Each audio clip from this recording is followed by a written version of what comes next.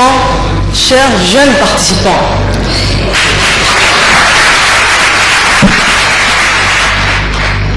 Je vous remercie, Monsieur le Président, de l'opportunité qu'il m'est donnée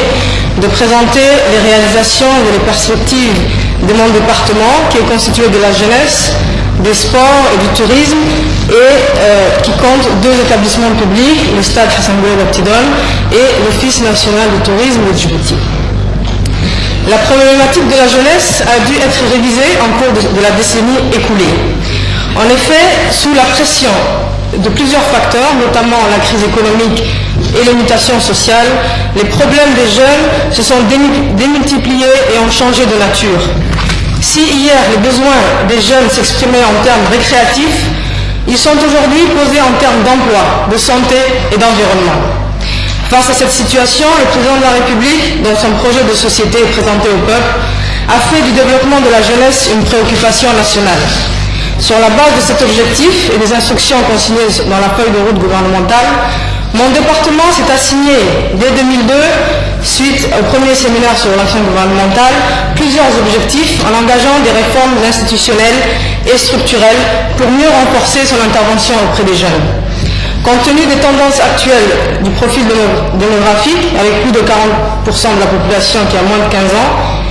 et environ 65% de cette même population qui vit à Djibouti-Ville, le gouvernement a entrepris de gros efforts pour moderniser et actualiser le mode de gestion de toutes les structures d'accueil de la jeunesse nationale. Pour ce faire, et afin d'administrer de bons remèdes, il fallait auparavant réaliser un bon diagnostic. Entamée en 2002, une vaste campagne de réforme institutionnelle et opérationnelle du ministère de la Jeunesse et des Sports a abouti 5 ans après à la dotation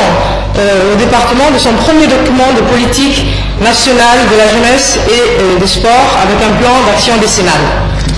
Dans cette optique, les anciennes maisons de jeunes, à vocation essentiellement récréative et de loisirs, ont été transformées en centres de développement communautaire, où l'application du concept trilogique IEC, information, éducation et communication, a permis la formation de nos jeunes dans différents domaines tels que la gestion des projets et a également contribué à leur prise de conscience en matière de lutte contre le VIH-Sida et les autres drogues. En matière de sport, mon département a également entrepris des réformes pour redynamiser la pratique sportive. En 2004, ont été organisées les assises du sport national qui ont permis aux principaux protagonistes de discuter, d'échanger et de débattre sans concession sur le devenir du sport national. À l'issue de ces assises, plusieurs recommandations ont été élaborées, notamment l'élaboration de cette politique nationale de la jeunesse et des sports dont je vous parlais. Et pour avoir une vision holistique des besoins des jeunes et cesser d'intervenir au coup par coup,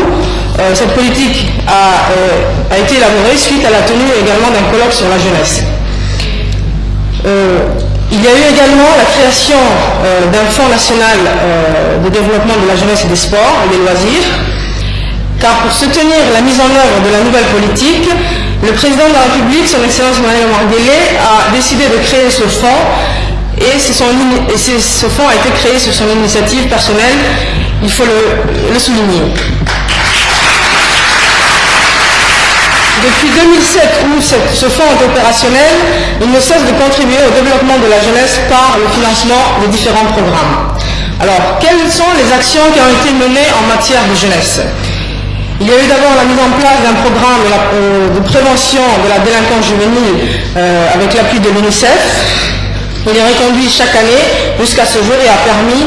à des milliers de jeunes de bénéficier des activités éducatives à travers les CDC. La transformation des maisons de jeunes en centres de développement communautaire à partir de 2002. Dans le cadre de la lutte contre l'oisiveté, il a été procédé à cette transformation pour faire des CDC un cadre de vie et pour contribuer par là même au développement social des quartiers. La nouveauté avait été de créer des comités de gestion qui, composés des hommes et femmes, jeunes et sages issus du quartier, sont censés co-gérer avec les cadres et les animateurs du ministère ces centres de développement communautaire. En général, cette cogestion fonctionne bien et le CDC devient alors un vrai lieu d'échange sociaux, culturels et sportifs, en un mot, un lieu de vie. Je citerai pour exemple les CDC d'Anguela, de Quartier 5 et de PK12, Je voudrais juste que vous notiez que dans ces 3 cas, qui sont donc nos meilleurs exemples, ces CDC sont gérés par des femmes.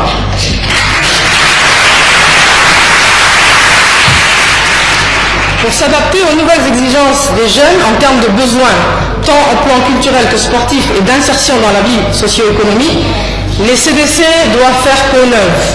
Dans cette optique, l'une de mes premières actions a été de faire un état des lieux des bâtiments abritant ces CDC, car si certains sont presque neufs, comme ceux de quartier 5, Al-Khula ou BK12, d'autres nécessitent de sérieux travaux, soit de réhabilitation, soit de reconstruction partielle. Nous sommes en train d'établir la liste des CDC concernés afin de procéder à cette rénovation des structures avec l'aide de la DDS.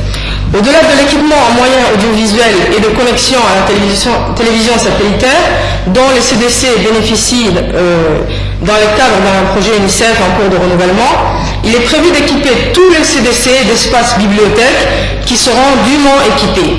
Il s'agit là d'un projet sur lequel le président de la République a personnellement et vigoureusement insisté, en mettant l'accent sur le fait qu'il devait y avoir des livres dans toutes les langues, aussi bien françaises, anglaises qu'arabes, et même dans les langues nationales, puisque nous avons la chance de disposer depuis quelques années de production de livres nationaux. Ce projet de bibliothèque s'accompagnera de l'installation d'un coin médiathèque afin de combler tous les besoins des jeunes en matière audiovisuelle, et cela dans le cadre d'un vaste programme d'informatisation pour éviter, et je reprendrai là la formule d'un collègue, la fracture numérique. Outre cet aspect culturel, les CDC seront dotés d'un guichet emploi ou d'insertion professionnelle où les jeunes du quartier pourront obtenir des renseignements, être orientés ou conseillés. Nous travaillons actuellement sur les missions des animateurs de ce guichet et comptons associer à nos travaux le ministère de l'Emploi, la NEFIP, la NPI, le Fonds de développement économique pour proposer aux jeunes concernés un service de qualité utile et orienté vers la satisfaction des besoins réels du marché. Vous l'avez compris, mesdames et messieurs, le CDC doit remplir pleinement sa vocation communautaire afin de combattre au mieux le principal ennemi de la jeunesse de tout pays, j'ai cité l'oisiveté. De nombreux autres projets que je ne pourrais citer exhaustivement, tels que la mise en place de la réglementation et de la formation des éducateurs de colonies de vacances, la mise en œuvre effective du projet de scoutisme, la création de clubs de jeunes filles dans les CDC, l'apprentissage de la citoyenneté par l'organisation d'un concours sur l'hymne national en collaboration avec le ministère de la Culture, la préparation d'un salon des CDC, et j'en passe. De par leur importance dans la vie du quartier, nous poursuivons notre politique d'extension des implantations de CDC, aussi bien dans la capitale que dans les régions, avec l'appui financier de l'ADDS et d'autres partenaires au développement. Outre la construction en cours des CDC de quartier 3, 4 et Balbala Cheikh Moussa, récemment lancé, l'appel d'offres est en cours de finalisation pour les CDC de quartier 7 et de Dikil, prioritaire au premier chef car cette région est la seule qui ne possède pas encore de CDC. Sont aussi programmés ceux des autres chefs-lieux des régions qui doivent être complètement reconstruits. Et tous les autres quartiers de la ville seront progressivement, selon les moyens dont nous disposons, dotés de CDC. Sous l'impulsion de son Excellence Monsieur le Président de la République, les localités dans les régions vont également être équipées de mini-CDC tels qu'à Asbio, Holhol, Yoboki, As'ela, Sagalou, Randa, Dorra et Korangar, la région d'Arta, dernière née des régions, ayant la particularité de posséder déjà 2 CDC, un à Arta et l'autre à Ouéa. Le ministère a également, en faveur de la jeunesse, procédé à la mise en place du Conseil national de la jeunesse, qui a été créé en 2007 et qui a pour vocation d'agglomérer l'ensemble des associations de jeunes du pays, dont les membres sont représentés dans l'ensemble des communes de la capitale ainsi que des régions. Sous la tutelle du ministère, cette jeune entité jouit d'une autonomie et se trouve en phase de renforcement. Son principal handicap est le manque de locaux. Le siège provisoire ayant dû être mis à la disposition de la Chambre des comptes suite à l'incendie malheureux qui a ravagé cette dernière. Néanmoins, des solutions pour remédier à cet état de fait sont en cours d'étude dans mon département et la plus probable étant, la plus intéressante, étant l'octroi d'une partie d'un terrain appartenant à mon ministère qui se trouve à Gabon, et